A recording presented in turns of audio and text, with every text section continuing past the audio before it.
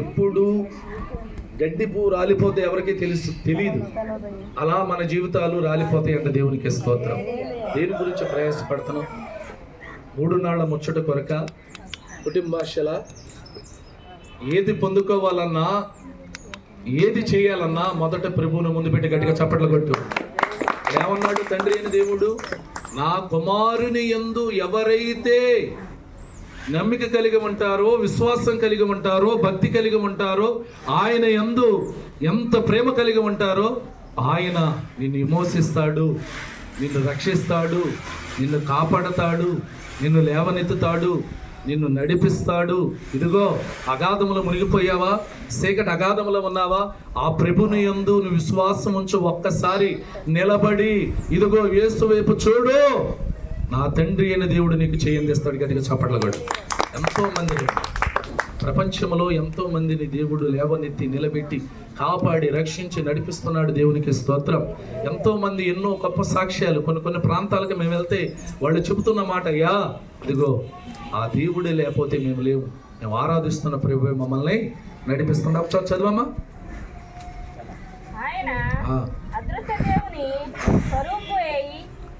కాదు నమ్మి బాప్తిసం పొందినవాడు రక్షింపబడును, నమ్మని వానికి శిక్ష విధింపబడును. ఇదిగో ప్రభు మాట్లాడుతున్న మాట ఏంటంటే, ఇదిగో గడిచిపోయిందంతా ప్రాచీన స్వభావం, గడిచేదంతా కూడా ఏంటి? నూతన నవీన స్వభావం. దేవుడు ఏమంటున్నాడంటే, నన్ను బాప్తిసం పొందుకుంటే రక్షింపబడతావు. రక్తములో పాలు పంపులు కలిగి ఉండాలి. రక్తములు ఏం కలిగి ఉండాలంట? పాలు పంపులు కలిగి ఉండాలి. ఈ రక్తము నీకేం కలగజేస్తుందంట? విమోచన కలగజేస్తుంది. దేవునికి స్తోత్రం. ఈ మాటలో ఉన్న భావం ఏంటంటే, మనము ఇదిగో అంధకారమైన సంబంధములో, అధికారములో మగ్గిపోతుంటే మనల్ని విడుదల చేస్తాకి తన సొంత కుమారుని కూడా లెక్క చేయకుండా తండ్రి దేవుడు ఎక్కడికి పంపించాడంట? మన మధ్యకి పంపించాడు. కారణం ఏంటి? ఆయన రక్తం కారుతా కారణం ఎందుకు చెప్పండి? మనం చేసిన పాపాలను బట్టే కదా ఆయన బలైపోతాయి. ఇప్పుడు ఆయన ఏమంటున్నాడంటే, ఇక అది వద్దు, ఇక అలాగొద్దు. ఎందుకంటే నీకు విమోచన కలగాలన్నా, నీకు పాప క్షమాపణ కలగాలన్నా, నా రాజ్యంలో వారసుడిగా ఉండాలన్నా నువ్వేం చేయాలి? ఏం చేయాలి చెప్పండి? ఆయన యందు నమ్మిక కలిగి ఉండాలి. దేవునికి స్తోత్రం. ఒకసారి ఇంకో మాటను చూపించి ముగిస్తాను. ఒకసారి చూడండి, పరిశుద్ధ బైబిల్ గ్రంథంలో ఒకసారి చూడండి, ఒకసారి చూద్దాం. హల్లెలూయా, హల్లెలూయా. రక్తమా రక్తమా రక్తమా, ఓ రక్తమా రక్తమా, యేసయ్య రక్తమా, యేసయ్య రక్తమా, యేసయ్య రక్తమా, రక్తమా, ఓ రక్తమా రక్తమా, ఓ రక్తమా రక్తమా, యేసయ్య రక్తమా, యేసయ్య రక్తమా, యేసయ్య రక్తమా, కొండలలో వెదికిన రక్తమా, లోయలలో వెదికిన రక్తమా, కొండలలో వెదికిన రక్తమా, లోయలలో వెదికిన రక్తమా, రక్తమా రక్తమా, ఓ రక్తమా రక్తమా, ఓ రక్తమా రక్తమా, యేసయ్య రక్తమా, యేసయ్య రక్తమా. హల్లెలూయా. దేవునికి మహిమ కలుగును గాక. ప్రకటనకు రాసిన గ్రంథము పద్మాస దీపములో ఉండి యోహాను భక్తుడు పరిశుద్ధాత్మతో రాయబడిన గ్రంథం ప్రకటన గ్రంథం.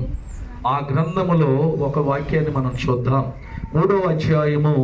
ఇదిగో అందరూ కూడా చూడండి, 20వ వచనములో ఒక మాటని మనం చదివి ఆ యొక్క వాక్యాన్ని ధ్యానించుకుందాం. చదవాలి. 3వ అధ్యాయము 20వ వచనం. ఇదిగో ఇదిగో నేను తలుపు నొద్ద నిలుచుండి తట్టుచున్నాను. గట్టిగా చప్పట్లు కొడదాం. ఎక్కడున్నాడంట ప్రభు? ఇదిగో నేను తలుపు నొద్ద నిలుచుండి తట్టుచున్నాను. ఏ తలుపు తెలుసా? ఏ తలుపు? హృదయం అనే తలుపు. యేసు ప్రభు నీ హృదయంలోకి వచ్చి తలుపు తడుతున్నాడంట. కుమారుడా, కుమార్తె, తలుపు తీ. దేనికి? దేనికి ఆ మాట అంటున్నాడు ఆయన? చదవమా మాట. ఎవడైనను నా స్వరము విని తలుపు తీసిన ఎడల నేను అతని యొద్దకు వచ్చి అతనితో నేనును నాతో కూడా అతడును భోజనము చేయదము. గట్టిగా చప్పట్లు కొట్టండి. హృదయం అనే తలుపు దిగ్గన నిలబడి ప్రభు తలుపు కొడుతున్నాడు, తలుపు తడుతున్నాడు. ప్రభు స్వరాన్ని విన్నావా? ప్రభు స్వరం వినగలిగి ఉన్నావా? ప్రభు స్వరం వింటే హృదయం అనే తలుపు నువ్వు తీసినప్పుడు ప్రభు ఏం చేస్తాడంట? దేవుని వాక్యం ఏమని సెలవిస్తుంది? తలుపు తీసిన ఎడల నేనును అతని యొద్దకు వచ్చి. ప్రభువు మన లోపలికి వస్తాడంట. చూస్తున్నాడు మన హృదయాంతరంగాలు. తలుపును తడుతున్నాడు. తలుపు తీసే భావంలో నువ్వు ఉన్నావా? మూయబడిన తలుపు దగ్గరకు వచ్చి హృదయం అనే తలుపుని కొడుతున్నాడు. ఎలా ఉంది నీ హృదయము? ఎలా ఉందంటే రాతి గుండిగా ఉందా? ఇదిగో రాతి గుండిని దేవుడు ఏం చేస్తాడన్నాడు? తీసివేసి మాంసపు గుండిగా మారుస్తానన్నాడు. గట్టిగా చప్పట్లు కొట్టాడు. హృదయం అనే తలుపు అంటే ఈ వాక్యంలో ఉన్న భావం ఏంటంటే, ఎప్పుడైతే హృదయం అనే తలుపు నువ్వు తీస్తావో దేవుడు నీ దగ్గరకు వచ్చి నీతో ప్రభు కలిసి ఏం చేస్తానన్నాడు. ఎంత గొప్ప అవకాశం అండి ఈ ప్రభు వల్ల. మీకు తెలుసో తెలీదో, ఇది ఎవరికి రాదు అవకాశం. ఇది వచ్చిన అవకాశాన్ని సద్వినియోగం చేసుకోవాలి. గట్టిగా చప్పట్లు కొట్టు. మన జీవితం అంతా దేని కొరకు ప్రయాస అంటే కష్టాలు, బాధలు, ఇరుకులు, ఇబ్బందులు, వేదనలు, శోధనలు, మరణ బంధకాలు, అప్పులు, రుణ బాధ్యతలు, మరణం, ఇబ్బందులు, మన జీవితం మనం బ్రతుకు దినములన్నీ ఉంటాయి. ప్రభువుతో కలిసి భోజనం చేసే అవకాశం నీకుందా? ప్రభువే డైరెక్టర్గా నీ దగ్గరకు వచ్చి హృదయం అనే తలుపును తట్టి తలుపు తీసి నీతో ఆయన నీ దగ్గరకు వచ్చి కలిసి భోజనం చేస్తానంటున్నాడు. అవకాశాన్ని ఎందుకు విడిచిపెడుతున్నావు? ఆ ప్రభువే నీ దగ్గరకు వస్తే ఆయన స్వరాన్ని గమనించేటట్లుగా ఉన్నావా? ఆయన స్వరాన్ని చూస్తున్నావా? ఆయన స్వరం ఎలా ఉండిద్ది? ఏ రీతిగా ఉండిద్ది తెలుసా? అస్సలు హృదయము కదిలించిపోదు. గట్టిగా చప్పట్లు కొట్టండి. శరీరం అంతా నీరు గారిపోద్ది. ఐస్ కరిగినట్లుగా హృదయం కరిగిపోద్ది. యథార్థమైన మాట. ఆయన స్వరాన్ని మీకు సాక్ష్యం వివరించాను కండి. మొన్న ఈ మధ్యన నేను ఇక్కడ శుక్రవారం ప్రార్థన అయ్యి వెళ్ళిన తర్వాత నైట్ 11:30 దాటిపోయింది, 12 గంటలన్నర ఆ సమయంలో ప్రభు స్వరం వినపడుతుందండి. ఆ స్వరం విన్న నాకు అసలు ఎంత ఆనందము, ఎంత సంతోషము మీకు కూడా తెలుసో తెలీదు. ఇక్కడ భూమి మీద ఉన్నట్టు లేదు నా పరిస్థితి. ఎక్కడ? ఆకాశంలో ఆయన ధవళ సింహాసనం ముందు ఆయన దగ్గర ఉన్నట్లు కొంత గట్టిగా చప్పట్లు కొట్టాడు. ఆయన స్వరం వినాలని నువ్వు అనుకోవాలి. ఎలాగో తెలుసా? కలిసి భోజనం చేస్తానన్నాడు. ఇది ఎంత గొప్ప అవకాశం అంటే నీ హృదయం దగ్గరకు వచ్చి నీ హృదయం అనే తలుపును కొడుతుంటే అసలు ఒక్కసారైనా తలుపు తీసే భావం కలిగి ఉన్నావా? ఒక్కసారైనా ఆయన ఆహ్వానించి నీ హృదయంలో ఆయన నువ్వు కలిసి భోజనం చేసే అవకాశం ఉందా? ఇక్కడ లేకపోతే అక్కడ ఎలా చేయగలుగుతావు? దేవునికి స్తోత్రం. ఇక్కడే తలుపు తడితే తీలేని మనిషి నువ్వు అక్కడికి ఎలాగ వెళ్ళగలుగుతావు? దేవునికి స్తోత్రం. దేవుని వాక్యం సెలవిస్తుంది, ఇదిగో అతడితో నేను భోజనము చేయుదును. భోజనము చేసిన తర్వాత ఇదిగో నేను జయించిన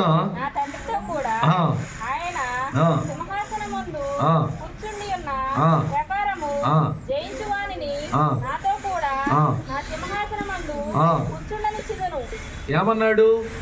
ఆ సింహాసనము ప్రభు వరకేనా? మనకు లేదా? జయించిన వాణిని ఎక్కడ కూర్చోబెడతానన్నాడు? నా తండ్రితో పాటు సింహాసనం. ఎంత గొప్ప మాట. లోకాన్ని జయించాలి, పాపాన్ని జయించాలి, శాపాన్ని జయించాలి, ఇదిగో సమస్తాన్ని జయించాలి అని అంటే నువ్వేం చేయాలి? ఇదిగో ప్రభు నందు నిలబడి ఉండాలి. దేవునికి స్తోత్రం. దేవుని వాక్యం సెలవిస్తుంది. మనం అందరము కూడా ప్రభు దగ్గరికి వచ్చి ఉన్నాం. ఇదిగో హృదయం అనే తలుపు దేవుడు తడుతున్నాడు. తలుపు తీసిన వాళ్ళే ఆనందముగా భుజించగలుగుతారు. 10 మంది కన్నికలు ఉన్నారు. ఎవరు వెళ్ళారు? కారణం ఏంటి చెప్పండి మీరు?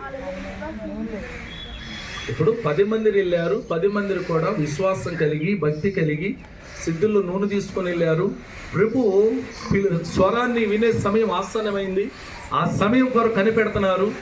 ప్రభు ఇక వచ్చే సమయం ఆసన్నమయ్యే వాటికి ఒక గ్రూప్ ఏం చేశారంటే బయలుదేరి ఏదో చోటకి వెళ్ళిపోయారు. కారణం ఏంటి తెలుసా? వెళ్ళిపోతా కారణం ఏంటి తెలుసా? వాళ్ళు ఎక్కడున్నారు? మొదట వాక్యాన్ని మనం చదువుకున్నాం. ఎక్కడ?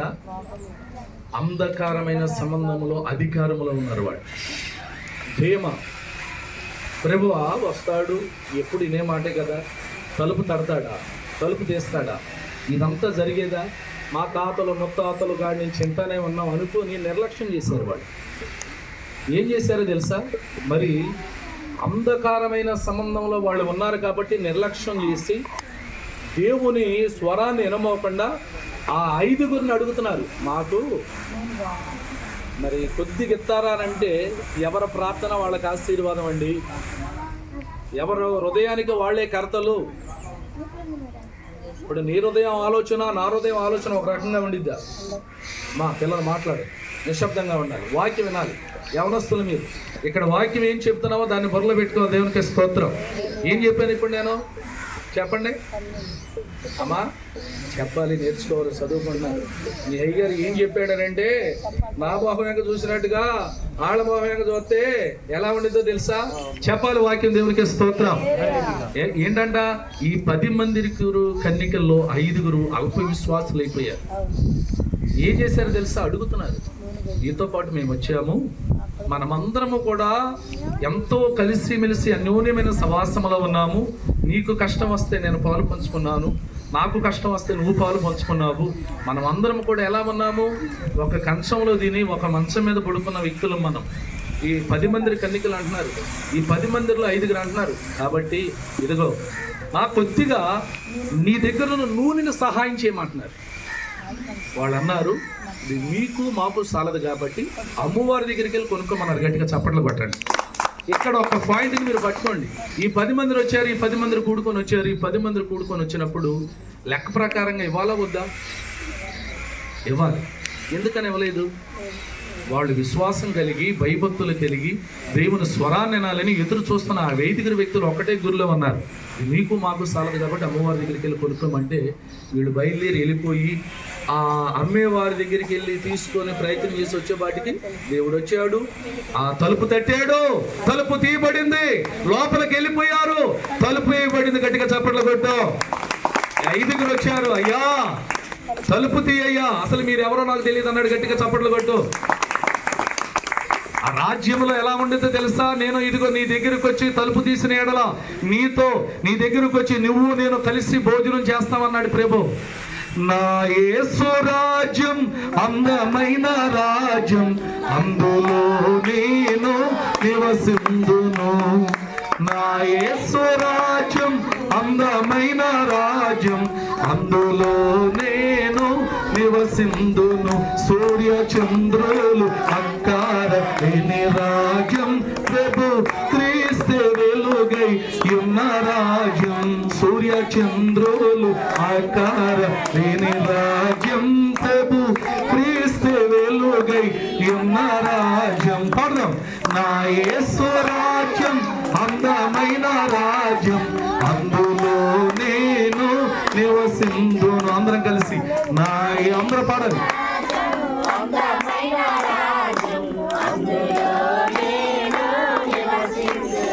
సూర్య చంద్రులు అందమైన రాజ్యం, అక్కడ ఆకలి తప్పికలేందో. చంద్రులు అక్కరలేని రాజ్యం, క్రీస్తే వెలుగైయున్న రాజ్యం. నా యేసు రాజ్యం అందమైన రాజ్యం, అందులో నేను నివసిందును. అవినీతియే ఉండని రాజ్యము, ఆకల దప్పికలు లేని నిత్య రాజ్యం. అవినీతియే ఉండని రాజ్యము, ఆకల దప్పికలు లేని నిత్య రాజ్యం. ఇక కరువు కష్టం వ్యాధి బాధ లేని రాజ్యం, ఇక లంచం మోసం మోహం దేశం లేని రాజ్యం. ఇక కరువు కష్టం వ్యాధి బాధ లేని రాజ్యం, ఇక లంచం మోసం మోహం దేశం లేని రాజ్యం. బలం నా యేసు రాజ్యం అందమైన రాజ్యం, నేను నివసించును. నా యేసు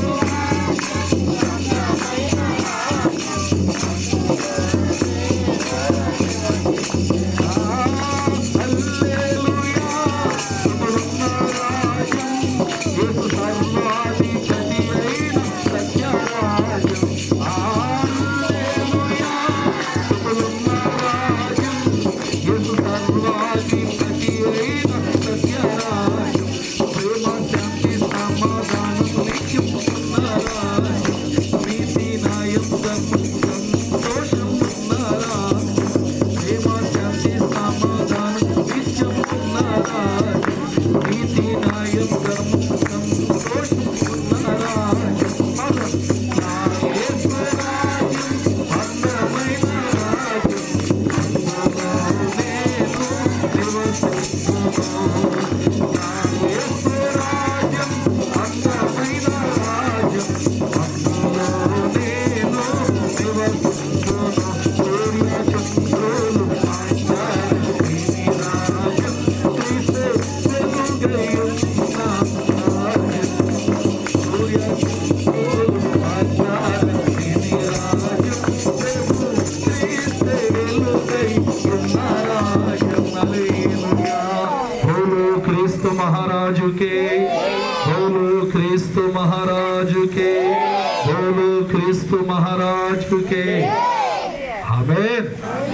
చూశారండి, ఈ ఐదుగురికి ఆకలి దప్పిక లేని రాజ్యం, సంతోషం, ఆనందం.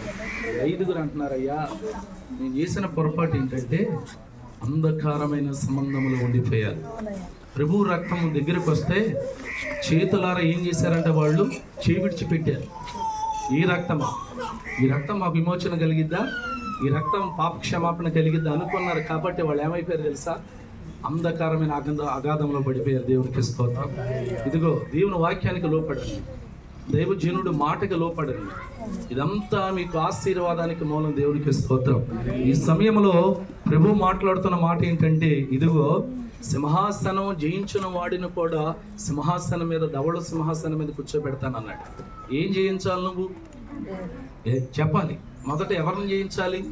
లోకాన్ని, పాపాన్ని జయించింది కాక దేవుణ్ణి కూడా జయించే మనసు కలగాలి. దేవునికి స్తోత్రం. తండ్రి అయిన దేవుడు కుమారుడైన క్రీస్తుని పంపిస్తే, కుమారుడైన క్రీస్తు జయించాడే, జయించలేదా? ఏం జయించాడు? లోకాన్ని, అన్నిటిని జయించి ఆయన రక్తములు ఎక్కడ డాగుమచ్చలేమోకుండా ఆ పవిత్ర రక్తాన్ని కాచాడు. కాబట్టి మనమందరము అపవిత్రులమైన మనము పవిత్రులుగా మార్చబడ్డాం. గట్టిగా చప్పట్లు పట్టండి. కాబట్టి ఈ రక్తాన్ని ఇక నువ్వు ఆలస్యం చేయొద్దు, ఈ రక్తాన్ని నువ్వు లేటు చేయొద్దు. ఇదిగో సంఘముతో ఆత్మ చెప్పుచున్న మాట, చెవి గలవాడు వినును గాక. అంటే మనందరికి కూడా చెవులు ఉన్నాయి లేవా? ఆత్మ చెవులు కలిగి ఉండాలి. గట్టిగా చప్పట్లు కొట్టు. సంఘములో ఇదిగో చెప్తున్న మాట ఏంటంటే, దేవుని వాక్యం ఆత్మ చెప్తున్న మాట, చెవి గలవాడు వినును గాక. దేవునికి స్తోత్రం.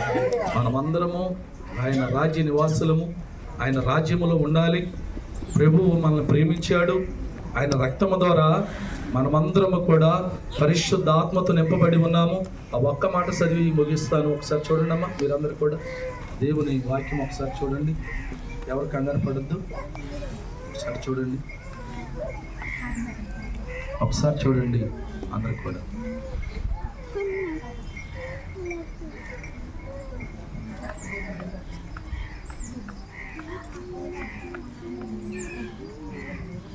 పేతురు రాసిన మొదటి పత్రిక 19వ అధ్యాయం చదవమ్మా. పేజీ నెంబర్ వచ్చేసి 215. త్వరగా.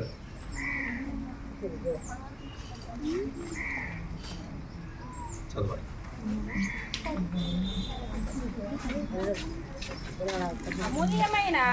ఇదిగో ఈ రక్తములో ఏముందంటే, అమూల్యమైన రక్తము చేత అనగా నిర్దోషమును నిష్కళంకమునకు గొర్రె పిల్ల వంటి క్రీస్తు రక్తము చేత విమోచింపబడితేరని మీరెరుగుదూరు గదా. గట్టిగా చప్పట్లు కొడదాం. ఏ రక్తం ఇది? ఈ రక్తంలో ఏమి ఉందంట చెప్పండి. ఇదిగో నాతో పాటు చెప్పండి మీరందరూ. అమూల్యమైన రక్తము చేత అనగా నిర్దోషమును నిష్కళంకమగు గొర్రె పిల్ల వంటి క్రీస్తు రక్తము చేత మోసింపబడితేరని మీరు గ్రహింపరా? మీరు ఎరగరా? మీరు తెలుసుకోరా? మనం అందరం కూడా మోసింపబడతాకి దేవుని రక్తము సిద్ధపాటులో ఉంది. దేవుని గొర్రె పిల్ల రక్తం ఏంటంట? ఈ రక్తం ఏంటంట? నిర్దోషమైనది, నిష్కళంకమైనది, నిర్దోషమైనది, నిష్కళంకమైనది, మనుషులలో దోషములో లేనిది, మనుషులలో దోషములో కానే కానిది.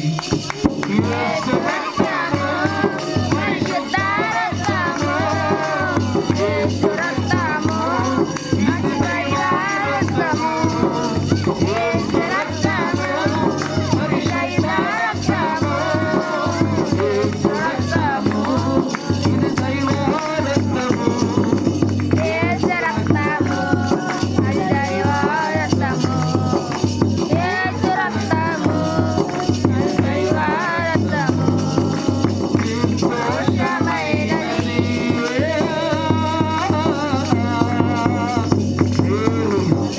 ఈ పవిత్ర రక్తము, గొర్రెపిల్ల రక్తముతో మనం అందరం కడగబెడతాం.